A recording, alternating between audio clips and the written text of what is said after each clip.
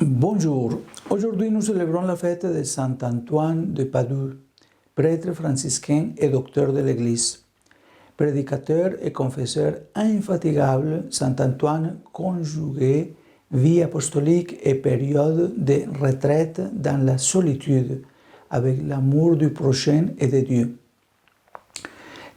Et lui est généralement représenté avec l'enfant Jésus dans les bras et un lit, pour symboliser sa pureté et la relation intime qu'il entretenait avec notre Seigneur Jésus-Christ, au point de ressentir sa présence et la faire ressentir à ceux qui les rencontraient.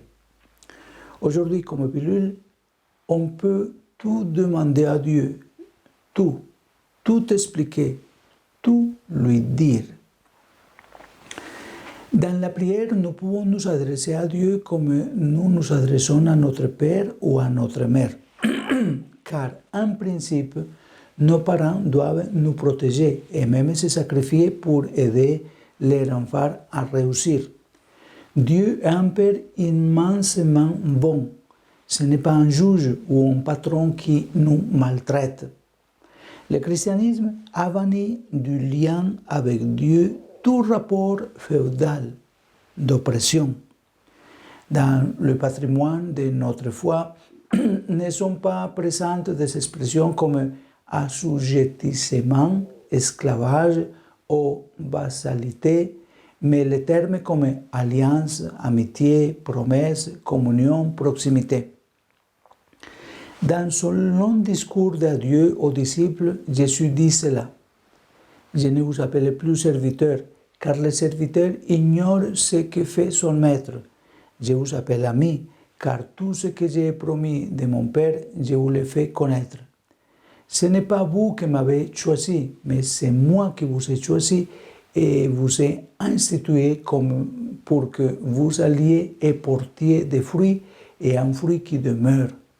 Alors, tout ce que vous demanderez au Père en mon nom, il vous l'accordera. Ce texte, on le trouve dans le chapitre 15 de Saint Jean, du verset 15 et 16. Mais tout ça, il s'agit d'un chèque en blanc. Tout ce que vous demanderez au Père en mon nom, je vous l'accorde. Dieu est l'ami, l'allié, l'époux. Dans la prière, on peut établir un rapport de confiance avec lui, au point que dans le Notre Père, Jésus nous a enseigné à lui adresser une série de demandes. Nous pouvons tout demander à Dieu, tout expliquer, tout raconter. Peu importe si dans la relation avec Dieu, nous nous sentons en faute. Nous ne sommes pas de bons amis, nous ne sommes pas des enfants reconnaissants, nous ne sommes pas des époux fidèles. Il continue à nous aimer.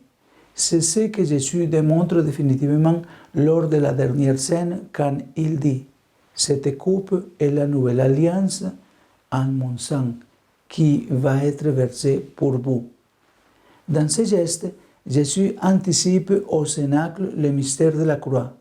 Dieu est un allié fidèle. Si les hommes cessent d'aimer, lui continue cependant à aimer, même si l'amour les conduit au calvaire.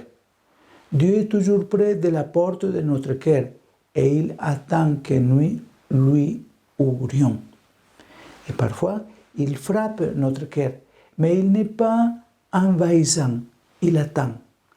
La patience de Dieu avec nous est la patience d'un père, de quelqu'un qui nous aime beaucoup. Je dirais que c'est à la fois la patience d'un père et d'une mère, toujours proche de notre cœur, et quand il frappe, il le fait avec tendresse, avec beaucoup d'amour. Essayons tous de prier ainsi, en entrant dans le mystère de l'alliance, de nous mettre dans la prière entre les bras miséricordieux de Dieu, à nous sentir enveloppés par le mystère du bonheur qui est la vie trinitaire, à nous sentir comme des invités qui ne méritaient pas tant d'honneur et à répéter à Dieu dans l'étonnement de la prière, est-il possible que tu ne connaisses que l'amour? Il ne connaît pas la haine. Il est haï, mais il ne connaît pas la haine. Il connaît seulement l'amour.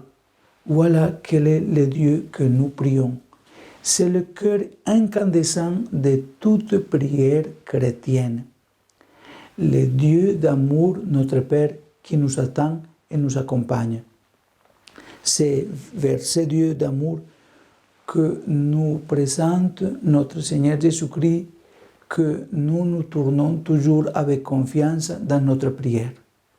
C'est pourquoi nous disons toujours avec confiance, Notre Père qui es aux cieux, que ton nom soit sanctifié, que ton règne vienne, que ta volonté soit faite sur la terre comme au ciel. Donne-nous aujourd'hui notre pain de ce jour. Pardonne-nous nos offenses, comme nous pardonnons aussi à ceux qui nous ont offensés. Et ne nous laisse pas rentrer en tentation, mais libère-nous du mal. Amen. Que le Seigneur vous bénisse et vous protège, au nom du Père et du Fils et du Saint-Esprit. Amen. Bonne journée.